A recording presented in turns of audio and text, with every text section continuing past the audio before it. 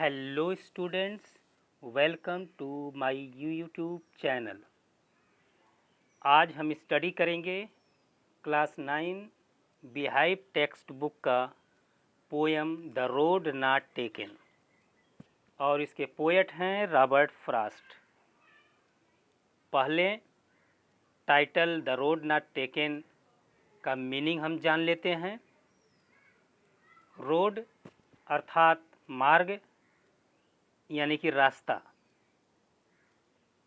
Not taken जिसे हम न अपना सकें या वह मार्ग जिस पर हम न जा सकें।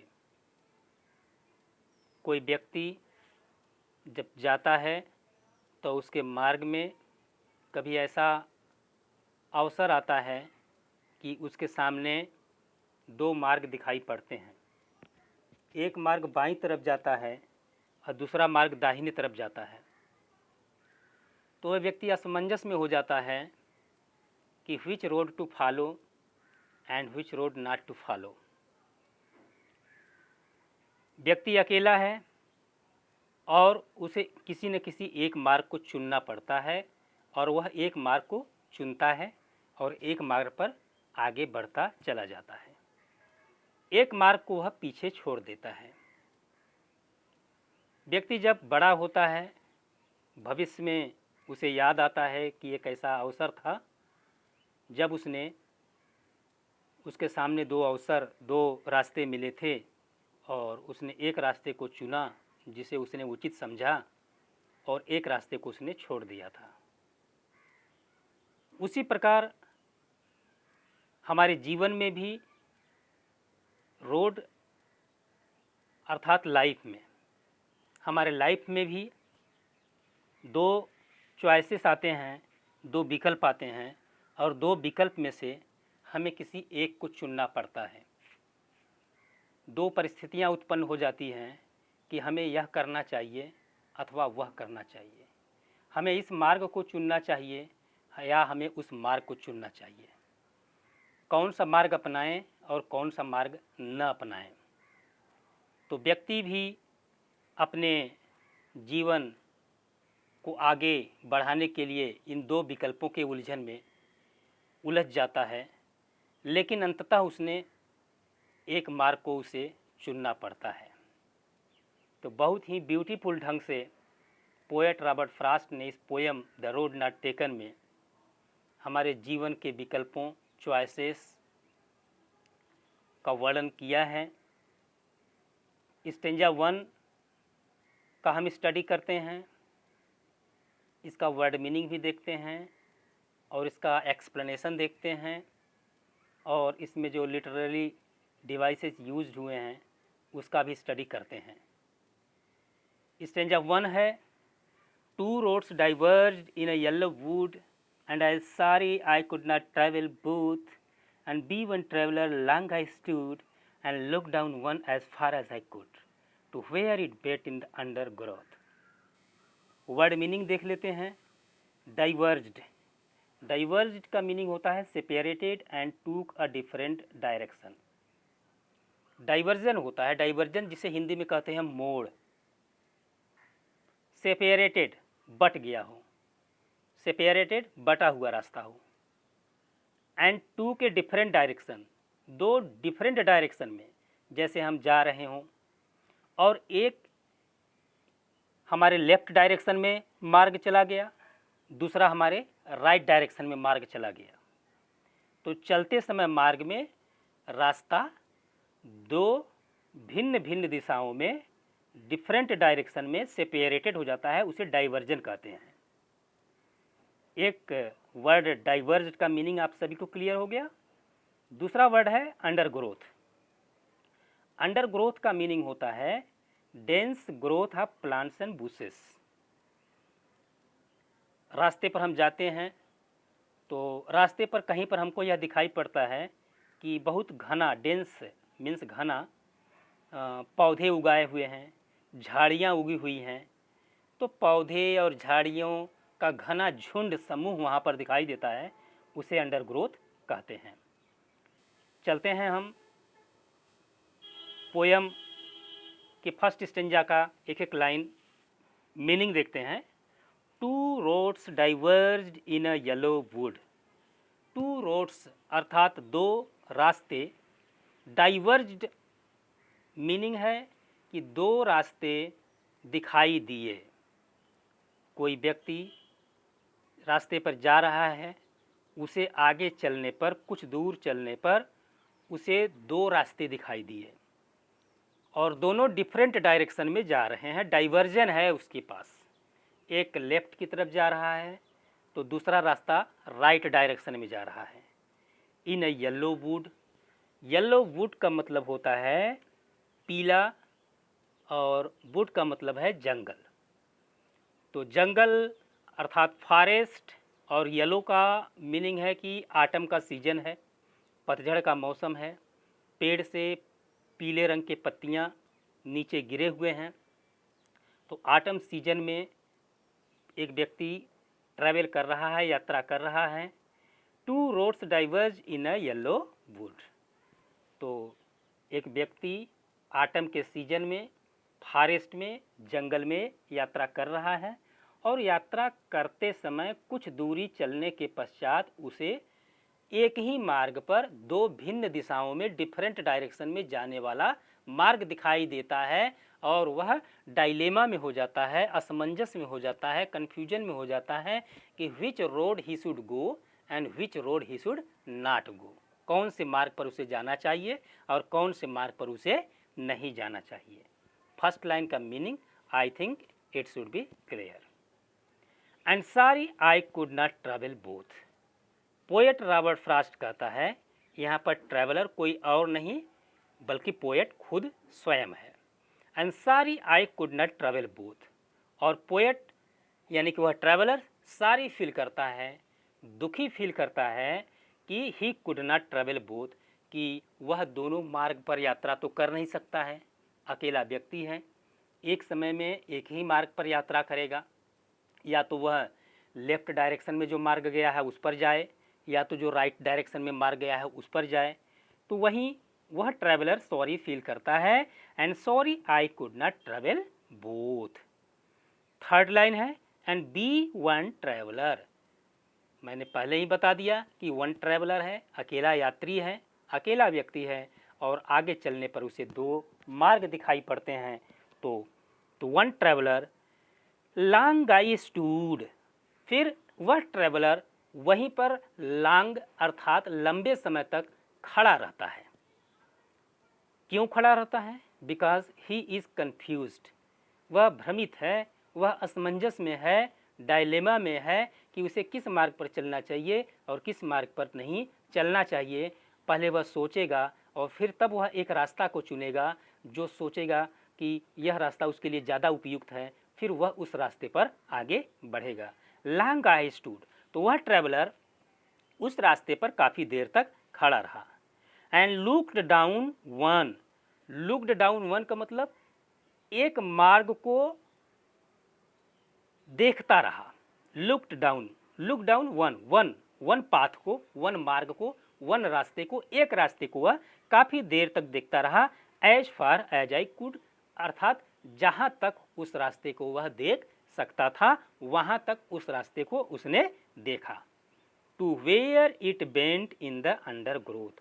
और वह कहाँ तक उस रास्ते को देख सकता था? वेयर जहाँ तक, वहाँ तक देख सकता था। वेयर जहाँ तक, it bent in the under growth.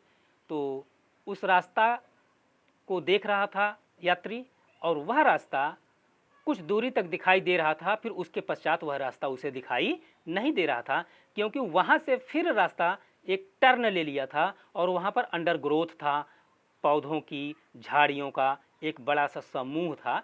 वहीं से वह रास्ता एक टर्न ले लिया था जिसकी वजह से फिर वह रास्ता उसके आगे उसे दिखाई नहीं दे रहा था।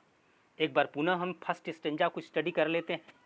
To roads diverged in a yellow wood and sorry I could not travel both and be one traveler long I stood and looked down one as far as I could to where it bent in the undergrowth. Two road diverged in a yellow wood. Yellow would अर्थात atom का season है। Forest में एक traveller, एक यात्री एक मार्ग पर जा रहा है। उस मार्ग पर जाते समय उससे आगे दो रोड दिखाई देते हैं और वहाँ पर वो दोनों रोड डाइवर्जन है, सेपरेटेड हैं, बटे हुए हैं। एक लेफ्ट डायरेक्शन को जाता है, एक राइट डायरेक्शन को जाता है। And sorry I could not travel both, और वह ट्रैवलर बहुत ही सॉरी है, दुखी है कि वह दोनों पाथ को, दोनों रास्तों को यात्रा नहीं कर सकता। एंड बी वन ट्रैवलर, क्यों दोनों रास्तों पर मार्ग पर नहीं जा सकता? क्योंकि वह एक अकेला यात्री है। लॉन्ग आई स्टूड, और वह ट्रैवलर लंबे समय तक वहाँ खड़ा रहता है जहाँ से दो मार्ग बटे हुए हैं। And looked down one as far as I could, और वहाँ से वह एक मार्ग को उतनी दूरी तक देखता है जितनी दूरी तक वह देख सकता है।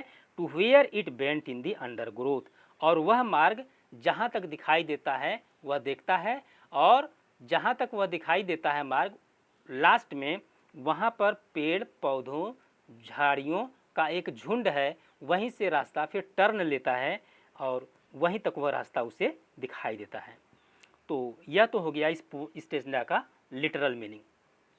और अब हम इस स्टेंजा की लिटरेरी डिवाइसेस को देख लेते हैं कि कौन कौन सा लिटरेरी डिवाइसेस इसमें यूज हुआ है। पहला लिटरेरी डिवाइस इसमें यूज हुआ है सिंबोलिज्म। सिंबोलिज्म अर्थात एक हिडन मीनिंग, यानी कि छिपा हुआ अर्थ। इस स्टेंजा में छिपा हुआ अर्थ रोड यानी कि रास्ते, टू रोड्स यानी कि दो रास्ते। ये दो रास्ते नहीं बल्कि दो चॉइसेस हैं। जैसे आप 10th पास करके आगे निकलोगे तब आपके सामने टू चॉइसेस आ जाएंगे। पहला चॉइस आएगा कि मुझे आर्ट्स स्ट्रीम लेना चाहिए, दूसरा चॉइस आ जाएगा कि साइंस स्ट्रीम लेना चाहिए। और इसके अलावा अगर आप साइंस स्ट्रीम भी लेते हैं तो साइंस में फिर आप सोचेंगे कि हमें बायो स्टडी करना चाहिए, फिर आप सोचेंगे कि आपको मैथ स्टडी करना चाहिए। तो यहाँ पर दो रास्ते, केवल रास्ते ही नहीं है, इसका हिडन मीनिंग है, एक छिपा हुआ अर्थ है, और वह है हमारे जीवन की जो चॉइसेस हैं, जो विकल्प हैं, उससे जुड़ा हुआ है। तो सिंबोलिज्म इस पोएम की एक प्रमुख विशेषता है। दूसरी लिटरेरी फिगर इसमें जो यूज हुआ है, हम देखते हैं कि सेकंड लाइन, थर्ड लाइन और फोर्थ लाइन का पहला जो वर्ड है एंड, अगर इस तरीके से कोई रिपीटेशन होता है, बार बार दोहराया जाए कि उसमें भी एंड है, तीसरे में भी एंड है, चौथे में भी एंड है, तो इसे एक लिटरेरी फिगर कहते हैं, उसका नाम है एनाफोरा। और हम राइमिंग वर्ड्स यहाँ स्टेंजा 1 के सामने लिखा हुआ है, इसे हम देख लेते हैं कि what is rhyming words in this stanza. इस स्टेंजा में राइमिंग वर्ड्स क्या है? फर्स्ट लाइन का लास्ट वर्ड है वुड, सेकंड लाइन का लास्ट वर्ड है बोथ, थर्ड लाइन का लास्ट वर्ड है स्टूड, फोर्थ लाइन का लास्ट वर्ड है कुड, और फिफ्थ लाइन का लास्ट वर्ड है अंडर ग्रोथ। तो यहाँ पर देखिए हमने लिखा है ए बी। इसका मतलब है कि पहला लाइन तीसरा लाइन से मिल रहा है और चौथा लाइन से मिल रहा है, तीन लाइन एक जैसे हैं, और दूसरा लाइन पांचवा लाइन से मिल रहा है, अर्थात दो लाइन एक जैसे हैं।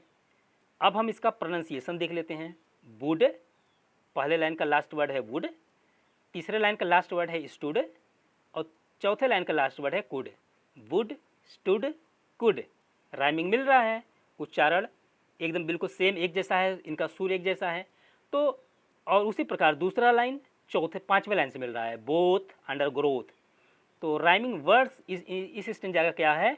ए बी, क्योंकि हम फर्स्ट लाइन को अगर ए ट्रीट करते हैं तो तीसरे लाइन को भी ए करना पड़ेगा ट्रीट, और उसी प्रकार हमें चौथे लाइन को भी ए मानना पड़ेगा। और यदि हम दूसरे लाइन को बी मानते हैं तो पांचवें लाइन को भी बी मानना पड़ेगा। तो इस प्रकार इस स्टेंजा का जो राइमिंग वर्ड्स हैं, राइमिंग स्कीम है, वह है A B B. Okay, let us move to the stanza number 2। Then took the other as just fair, and having perhaps the better claim, because it was grossy and wanted wear, though as for that the passing there had warned them really about the same। पहले stanza 2 का difficult words हम देख लेते हैं। Fair, fair का meaning होता है as good as the other one. यहाँ पर फर्स्ट लाइन में फेयर शब्द यूज हुआ है। देन टूक द अदर, मैंने फर्स्ट स्टेंजा में देखा कि जो ट्रैवलर है वह उस स्थान पर काफ़ी देर तक खड़ा होकर के सोच रहा है कि उसे किस रास्ते पर, किस मार्ग पर चलना चाहिए, पहले रास्ते पर चलना चाहिए या फिर उसे दूसरे रास्ते पर चलना चाहिए। और अंत में वह निर्णय लेता है, देन टूक द अदर, वह अदर मार्ग को चुनता है, दूसरे मार्ग को चुनता है, एज जस्ट एज फेयर। इस फ्रेज का मीनिंग है as good as the other one, उतना ही अच्छा है जितना कि पहला वाला रास्ता।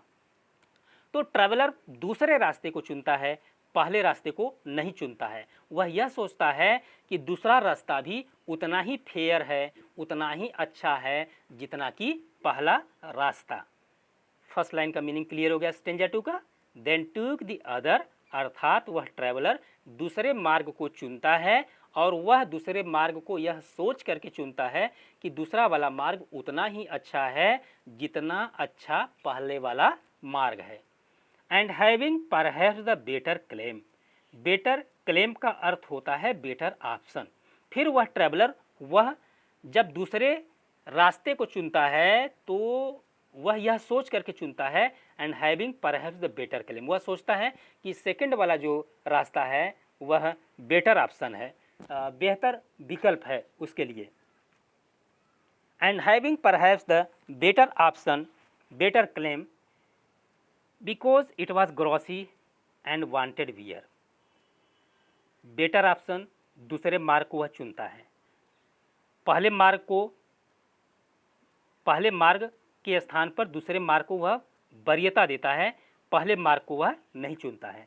And having perhaps the better claim, second वाला जो रास्ता था, जो दूसरा वाला रास्ता था जिस पर वह जाने का निर्णय लेता है, वह बेहतर था पहले की अपेक्षा, बेटर क्लेम था, बेटर ऑप्शन था। दूसरा वाला मार्ग बेटर ऑप्शन उसे क्यों लगा? बिकॉज इट वॉज ग्रॉसी, क्योंकि उस पर घास उगे हुए थे। घास तो पहले वाले मार्ग पर भी उगा हुआ होगा, लेकिन पहले वाले मार्ग पर कुछ पद यात्री, कुछ पैदल यात्री गए हुए थे और उनके जाने की वजह से वह घास कुचल गया था। अर्थात पहले वाले मार्ग पर कुछ ज़्यादा यात्री यात्रा कर चुके थे और दूसरे वाले मार्ग पर कुछ ज़्यादा यात्री यात्रा नहीं किए थे, और इसीलिए जो हरी घास थी अभी ज्यों की त्यों थी और वह हरी घास कुचली भी नहीं थी। और जो ट्रैवलर था, चूँकि एडवेंचरस था, रिस्क लेने का उसमें हिम्मत थी और उसने सोचा कि इस पर पहले वाले मार्ग पर तो सभी लोग जा रहे हैं, हम दूसरे मार्ग पर चलेंगे जिस पर हरी घास है, इस पर कम लोग गए हैं, हमें इस मार्ग को चुनना चाहिए, इसी मार्ग पर मैं चलूँगा। बिकॉज इट वॉज ग्रॉसी, क्योंकि यह इस पर हरी घास है, तो ट्रैवलर ने उस मार्ग को चुना, दूसरे मार्ग को चुना, इसीलिए उसने कहा कि ये बेटर ऑप्शन है। And wanted wear, wanted wear का अर्थ होता है हैड नॉट बीन यूज्ड, और पोएट कहता है कि वह जो सेकंड वाला पाथ है उस पर ग्रास है, घास उगा हुआ है, और वांटेड वियर का मीनिंग है हैड नॉट बीन यूज्ड, उस मार्ग का बहुत कम लोग उपयोग किए हैं या उस मार्ग का उपयोग ही नहीं किया गया है। थर्ड लाइन चलते हैं स्टेंजा 2 का। Though as for that the passing there had worn them really about the same. Though, यद्यपि as for that the passing there, अब ट्रैवलर सेकंड वाले मार्ग को चुनता है और सेकंड वाले मार्ग पर जिस पर हरी घास है उस पर वह आगे बढ़ता है। दो यद्यपि as for that passing there means उस रास्ते पर वह गुजरते हुए आगे जाता है।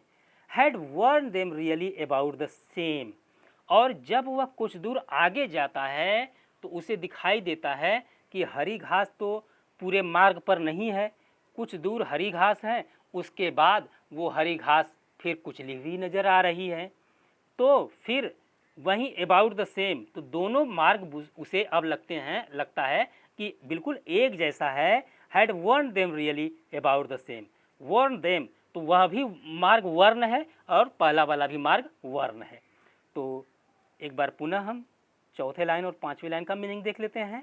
दो as for that the passing there had worn them really about the same. तो दूसरे मार्ग पर ट्रैवलर यानी कि वह यात्री जब आगे बढ़ता है तो कुछ दूर तक तो उसे हरी घास दिखाई देती है, लेकिन उसके आगे जाने पर देखता है कि हरी घास तो नहीं है, अर्थात वह घास कुचली हुई नज़र आती है और फिर वह निर्णय लेता है कि यह वाला रास्ता भी पहले वाले ही रास्ते की तरह है। अब हम स्टेंजा 2 में लिटरेरी डिवाइस यानी कि लिटरेरी फिगर को देख लेते हैं कि कौन कौन से अलंकार का यूज किया गया है, इसका राइमिंग वर्ड्स कौन कौन सा है। पहले हम राइमिंग वर्ड्स देख लेते हैं। पहले स्टेंजा का जो राइमिंग वर्ड्स था वही राइमिंग वर्ड्स इस सेकंड स्टेंजा का भी है। पहला लाइन तीसरे और चौथे से मिल रहा है, फेयर, वेयर, देयर। दूसरा लाइन पांचवें लाइन से मिल रहा है, क्लेम, शेम। तो इस प्रकार जो राइमिंग पैटर्न हुआ A B A A B, ये तो हो गया राइमिंग स्कीम। और अब हम देखते हैं इसमें वांटेड और वेयर को अंडरलाइन किया गया है और इसमें एक फिगर्स ऑफ स्पीच है, एक अलंकार है जिसे कहते हैं एलिटरेशन। हिंदी में अनुप्रास अलंकार जिसे कहते हैं। अनुप्रास अलंकार में आप देखते हैं कि एक ही जो जैसे तरनी तनुजा तट तमाल, जो त वर्ड है त तरनी तनुजा तट तमाल, तो एक ही त की जो क्या हुआ है रिपीटेशन हुआ है, बार बार वही अक्षर आए हुए हैं। तो यहाँ पर भी वांटेड वेयर, तो व डब्लू डब्लू, वांटेड वेयर व वांटेड वेयर, तो ये एलिटरेशन फिगर्स ऑफ स्पीच हैं। उसी प्रकार चौथे लाइन में दो, दैट, द, देयर, तो इसमें द साउंड है, दो का though, that, the, there, though, that, the, there, the sound repeated है, इसलिए इस लाइन में भी alliteration figures of speech, alliteration अलंकार का यूज किया गया है। Let us move to the stanza number 3। And both that morning equally lay in leaves no step had trodden black, why keep the first for another day, yet knowing how well leads on to way, I doubted if I should ever come back. Difficult words देख लेते हैं। ले means होता है covered यानी कि ढकी हुई। ट्राडेन मीन्स होता है वॉक्ड ओवर। ट्राडेन जैसे हम मैंने कहा ना हरी घास है मार्ग पर, तो जब उस पर व्यक्ति चलते हैं, वॉकिंग करते हैं, तो हरी घास वो कुचल जाती है, दब जाती है, तो ट्रॉडेन उसे ट्रॉडिंग कहते हैं। ट्रॉड, walk, ट्रॉड means walk. Doubted means होता है वाज नॉट श्योर, यानी कि पूरा हमें विश्वास नहीं था। एंड बोथ का मतलब और दोनों रास्ते। वह मोड़ जहाँ से यात्री को दो रास्ते दिखाई दिए, तो वह यात्री सोचता है कि दोनों रास्ते। एंड बोथ दैट मॉर्निंग, उस सुबह का जिक्र है, सुबह की बात है, सुबह यात्रा कर रहा है पोएट, तो सुबह के समय वह दोनों रास्ते इक्वली ले, बिल्कुल एक सिमिलर थे, इक्वल थे, एक जैसे दिखाई दे रहे थे। ले मीन्स कवर्ड, ढके हुए थे, इन लिप्स, और वो दोनों रास्ते किससे ढके हुए थे? इन लिप्स, पत्तियों से। तो दोनों मार्ग पर पत्तियों से दोनों मार्ग ढका हुआ था।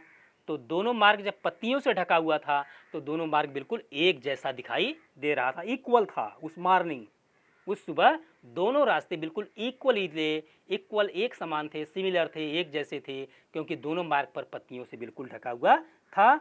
और नो स्टेप, और कोई भी कदम किसी भी रास्ते पर किसी व्यक्ति का नहीं पड़ा था। और यदि किसी भी व्यक्ति का कदम उस पर पड़ा होता, ट्राडेन होता, ट्राडेन मतलब वॉक ओवर, अगर कोई भी व्यक्ति उस मार्ग पर चला होता तो वो सारी पत्तियां क्या हो गई होती? ब्लैक हो गई होती, काली हो गई होती चलते चलते। लेकिन ऐसा हुआ नहीं था, और अभी भी वो सारी पत्तियां येलो और ग्रीन ही थी। एक बार पुनः इन दोनों लाइन का मीनिंग देख लेते हैं।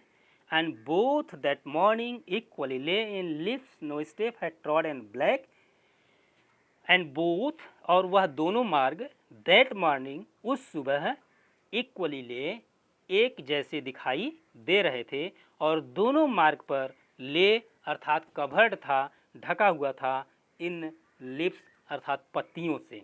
और नो स्टेप, और किसी भी व्यक्ति के कदम उन दोनों मार्ग पर जो कि पत्तियों से ढका हुआ था, किसी भी व्यक्ति का कदम उस पर नहीं पड़ा था। और कोई भी व्यक्ति न जाने की वजह से वो सारी पत्तियां ब्लैक टर्न नहीं हुई थी, काली नहीं हुई थी, बल्कि यथावत जैसी गिरी वैसी ही हरी और पीली अवस्था में थी। Line number 3, oh I kept the first for another day. मैंने ऊपर देखा कि यात्री जो ट्रैवलर था उसने दूसरे मार्ग को चुना, और दूसरे मार्ग को यह सोच करके चुना कि चलिए आज हम दूसरे मार्ग पर यात्रा करते हैं, पहले मार्ग पर फिर कभी हम यात्रा कर लेंगे। Oh I kept the first for another day. अरे मैंने पहले वाले मार्ग को किसी दूसरे दिन के लिए छोड़ दिया कि किसी दूसरे दिन जब मैं आऊँगा तो पहले वाले मार्ग पर यात्रा करूँगा।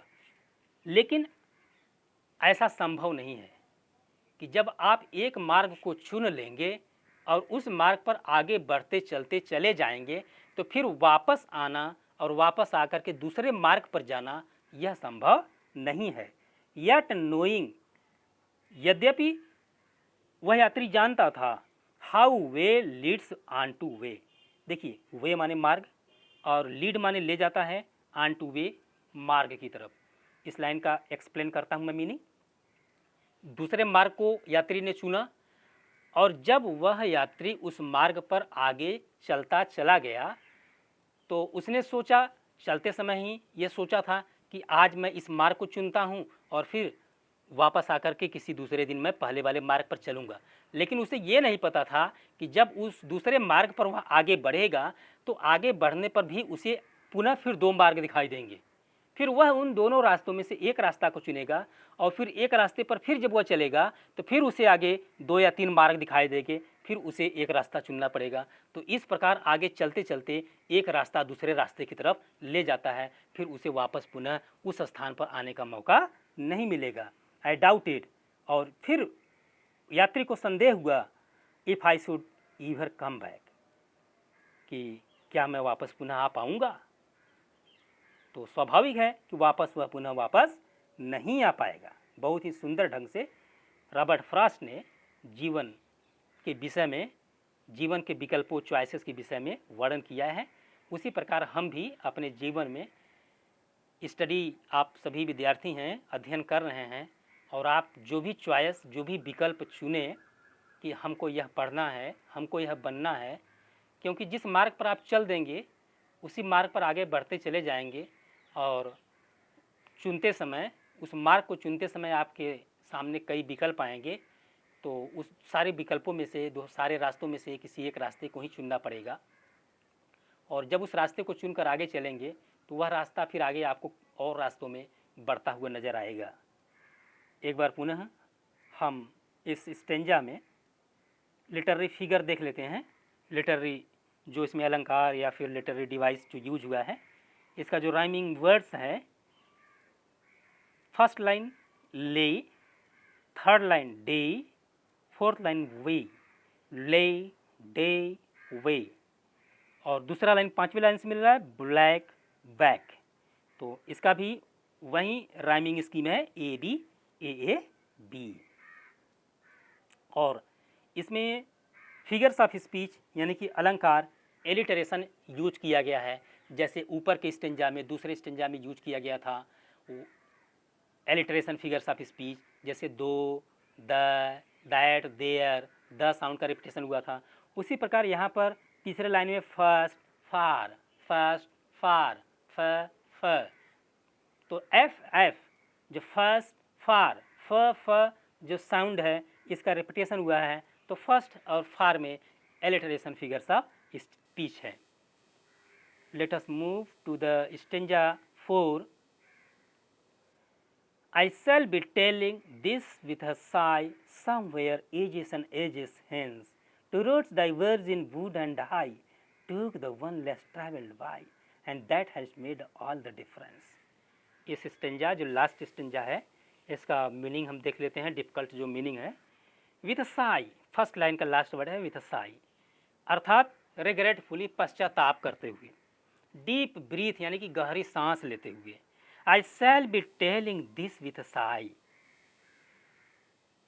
वह यात्री यह सोचता है कि उसने तो दूसरे मार्ग को चुन लिया, लेकिन जब वह, उसकी उम्र आगे ढलती गई, काफ़ी उम्र उसका समय बीत गया, तो भविष्य में आई शैल बी टेलिंग, वह दूसरों को यह बताएगा। आई शैल बी टेलिंग, वह यात्री दूसरे व्यक्तियों को बताएगा। विथ ए साई, किस प्रकार बताएगा? रिग्रेटफुली, पश्चाताप करते हुए, बहुत गहरी सांस लेते हुए वह दूसरे लोगों को यह बताएगा। Somewhere ages and ages hence, hence का मतलब होता है इन द फ्यूचर, भविष्य में, क्योंकि मार्ग तो उसने अपनी युवावस्था में चुना था, और जब उसका युवावस्था बीत गया, वृद्धावस्था आया और लोगों से उसका संपर्क हुआ, और फिर लोगों को वह बताने लगा कि जब वह युवा था, एक ऐसा समय था, उसके सामने दो मार्ग आए थे और उसने एक मार्ग को छोड़ करके दूसरे मार्ग को चुना था। तो आई शैल बी टेलिंग दिस, तो यही बात आई शैल बी टेल करूँगा, मैं बताऊँगा, लोगों को बताऊँगा। With a sigh, regretfully, पश्चाताप करते हुए, गहरी सांस लेते हुए मैं लोगों को बताऊँगा। हेंस यानी कि इन द फ्यूचर, यानी कि भविष्य में, लास्ट में वर्ड दिया हेंस ना, हेंस मीनिंग होता है in the future. Somewhere ages and ages, somewhere ages and ages का मीनिंग है फॉर वेरी लॉन्ग पीरियड, अर्थात काफ़ी लंबे समय के पश्चात, भविष्य में मैं लोगों को यह बात को बताऊंगा कि देयर वाज ए टाइम, एक ज़माना था, एक समय था कि टू रोड्स डाइवर्ज, दो मार्ग मिले थे, दो मोड़ मिला था, एक लेफ्ट की तरफ जा रहा था, एक राइट की तरफ जा रहा था, एक पूर्व दिशा की तरफ जा रहा था, एक पश्चिम दिशा जा रहा था। तो दोनों मार्ग बटे हुए थे, दोनों का डायरेक्शन अलग अलग था। तो two road diverge in a wood, forest में, जंगल में मैं जा रहा था, दो रास्ते मिले थे। अर्थात मैं जब युवावस्था था तो मेरे जीवन में भी दो चॉइस मिले थे, दो मार्ग मिले थे, तो मैंने एक रास्ते को चुना और एक रास्ते को छोड़ दिया। And I took the one, और मैंने एक मार्ग को चुना, अर्थात दूसरा वाला मार्ग। And one less travel by, और उस मार्ग को चुना जिस पर लोग कम यात्रा किए थे, या मैंने उस मार्ग को चुना जिसे कम लोग चुने थे। And that has made all the difference, और उस मार्ग को चुना, और मैं आज जो कुछ भी हूँ उसी मार्ग को चुनने की बदौलत हूँ। आज मैं जो कुछ भी हूँ उस मार्ग को उस रास्ते को चुनने के कारण हूँ। और सारी जो डिफरेंस है, अगर मैं पहले मार्ग को चुनता तो पता नहीं क्या होता, लेकिन आज जो कुछ भी मैं हूँ वह पहला जो दूसरा वाला रास्ता था उसको चुनने के वजह से है हूँ, और इसी वजह से ये सारा डिफरेंस, ये सारा जो अंतर है मेरे जीवन में आ गया है। एक बार पुनः इसको देख लेते हैं। I shall be telling this with a sigh, somewhere ages and ages hence, two roads diverge in wood, and I took the one less travelled by, and that has made all the difference. तो traveller, वह यात्री, काफ़ी उम्र का हो चुका है, भविष्य में याद करता है अपनी युवावस्था के समय को, लॉन्ग पीरियड के पश्चात, समवेयर एजेस एंड एजेस, काफ़ी लंबे समय के पश्चात, हेंस इन द फ्यूचर, वह लोगों के बीच में जाकर, आई शैल बी टेलिंग, वह बताता है, विथ साई, पश्चाताप करते हुए, एक गहरी सांस लेते हुए, कि जब वह युवा था तो टू रोड्स डाइवर्ज, उसके सामने दो मार्ग मिले थे, इन ए वुड, एक जंगल में, अर्थात उसके जीवन में।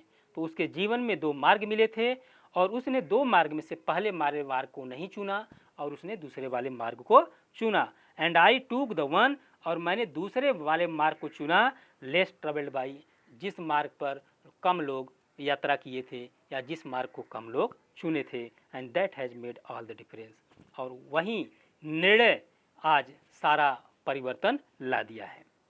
इस लास्ट स्टेंजा में राइमिंग वर्ड्स देख लेते हैं।